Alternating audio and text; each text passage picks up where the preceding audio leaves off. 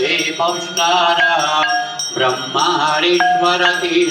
प्रणवात्मकरूपं जय देव जय देव पुण्यकारण धृतशोकररूपं प्रभु धृतशोकररूपं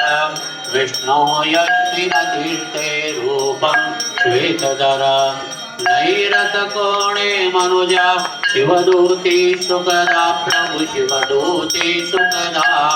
कोमलबिल्वेर पुष्पै अर्पित विमल जना जय देव जय देव जय देव जय देव वन्दे पौष्कारं भजवन्ते पौष्कारं ब्रह्महरीश्वरतीर्थं प्रणवात्मकरूपं जय देव जय देव पद्मकयोगे मनुजा पौष्करस्नानरता